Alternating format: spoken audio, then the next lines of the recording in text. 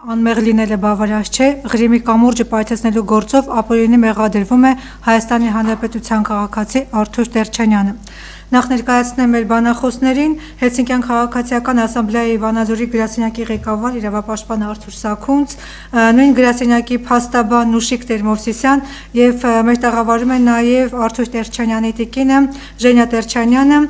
Տիկին Տերչանյան, թերևս ձեզնից սկսենք մեր այսօրվա քննարկումը։ Ինչ գիտեք դուք ձեր ամուսնու գործի մասին եւ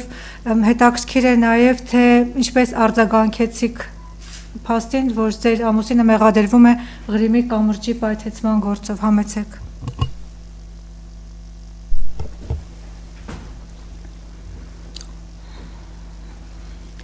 Արթուր Տերչանյանը 2022 թվականի օգոստոսի վերջ 28-ին ընդունվել է գործի որպես վարորդ այս գործով եւ Վրաստանից Ռուսաստան Բեռների տեղափոխման գործով էլի վարորդ, Բեռնադարի վարորդ եւ ամուսինս ճանապարհը հատել է պետական ճանապարհներով օրինական Վրաստան, Հայաստան, Ռուսաստան պետական միջպետական ճանապարհներով բեռը հասցրել է նշված կետ այնտեղից ինքը հետ դարձի համար նորս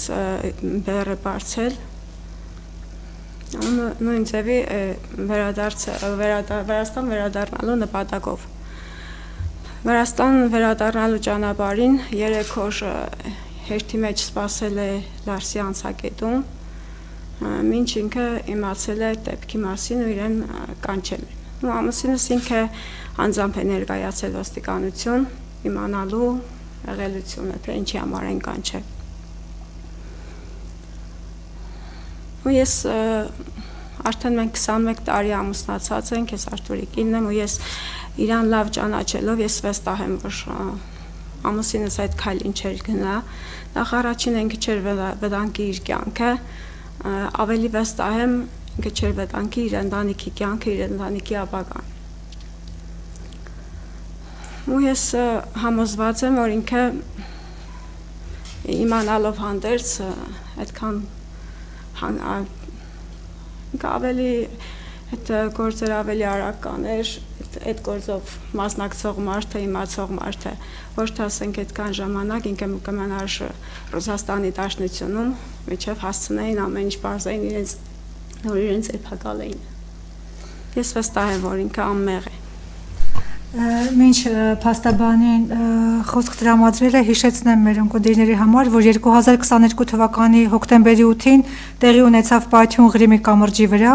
Պայթյունից 4 օր անց 22 թվականի հոկտեմբերի 12-ին Ռուսաստանի անվտանգության դաշնային ծառայությունը հաղորդեց, որ ձերբակալել է 8 անձի պայթյունի հետ փոխկապակցված լինելու կասկածանքով։ Ըստ ծառայության պայթյունի մեղավորների թվում է նաև Հայաստանի Հանրապետության քաղաքացի Արթուր Տերչանյանը։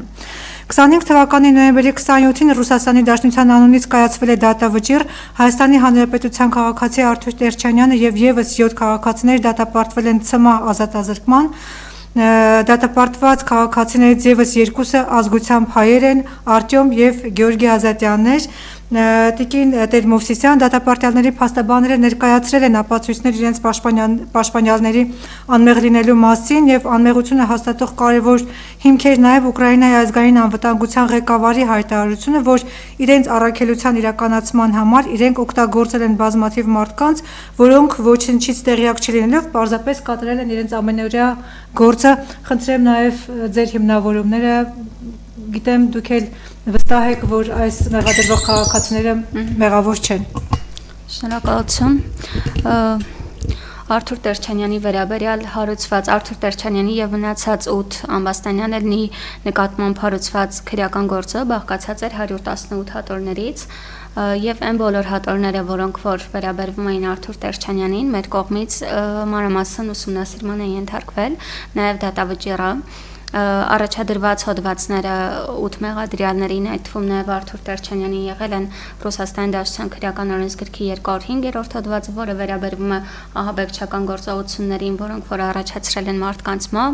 վերաբերվում է Ռուսաստանի Դաշնության քրեական օրենսգրքի 222.1 հոդվածի 4-րդ մասին, որը վերաբերվում է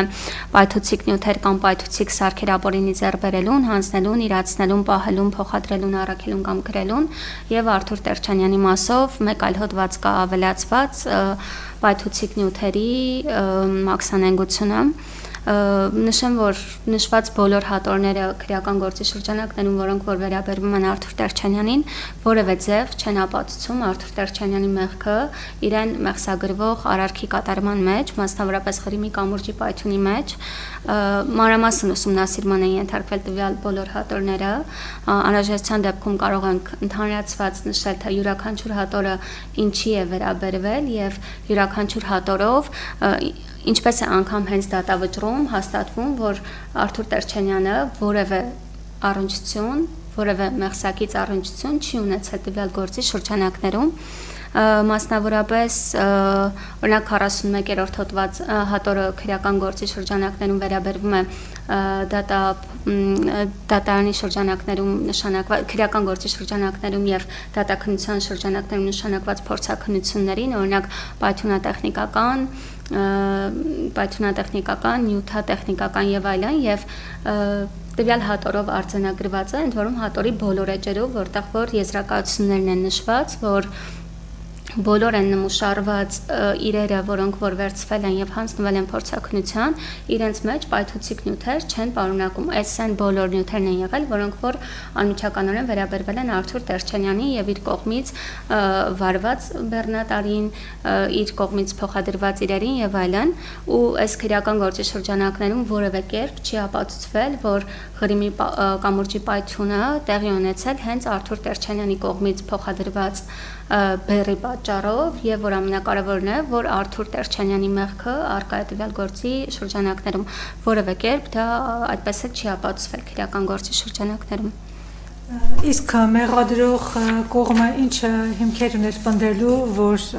այս քաղաքացիները մեղավոր են, նաեւ կարծում եմ ծանոթ եք մեղադրող կողմին։ Հայ իհարկե ամբողջ քրեական գործին մանրամասն ուսումնասիրություն է կատարվել, տեսեք, հիմնական մեղադրանքը, այսպես ասած, կառուցված է զուտ գործին մասնակից բոլոր անձանց նկատմամբ մեղադրանք հարուցելուն, այսինքն առանց մանրամասն քննության ենթարկելու մեղավոր են այդ մարդիկ թե չէ, զուտ այն հանգամանքը, որ օրինակ այդ երթուղուն մասնակցություն են ունեցել, արդեն իրանց համար հիմք է հանդիսացել տվյալ մարդկանց նկատմամբ մեղադրանքը առաջ տանելուն եւ մեղադրանքը հարմարեցնելուն այդ երթուղուն։ Մասնավորապես Արթուր Տերչանյանը պատվերի երբ որ ստացել 2022 թվականի սեպտեմբերի 25-ին վրացի իր գործատուի կողմից բերը Փոթիի նավահանգստից Վրաստանի Փոթիի նավահանգստից բերել է Հայաստանի Հանրապետություն, մաքսազերծել է Հայաստանի Հանրապետությունում, հետո Հայաստանի Հանրապետությունից նորից տարել է Վրաստան, իսկ Վրաստանից տեղափոխել է Ռուսաստանի Դաշնության քաղաք, Ռուսաստանի Դաշնությունում գտնվող Արմավիր քաղաք եւ Արմավիր քաղաքում բեռնաթափել է բերը ազգությամբ հայ եղբայրներ ազատյանների պահեստում եւ միայն այն հանգամանքը, որ ինքը իր սովորական աշխատանքն է կատարել, այստեղ հիմք է հանդիսացել նաեւ իր նկատմամբ քրեական վարույթը առաջ տանելու համար, առանց հիմք ընդունելու են հանգամանքը, արդյոք տվյալ անձը մեղավոր է թե ոչ։ Այստեղ քրեական գործով մանրամասն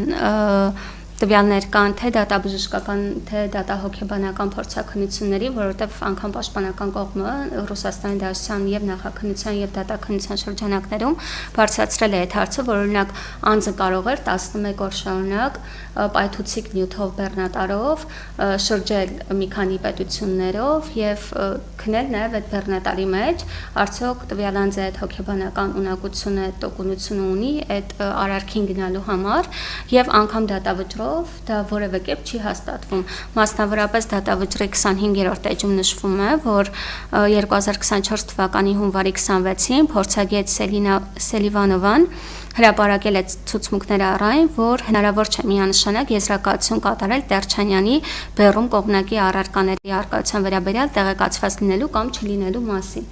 ու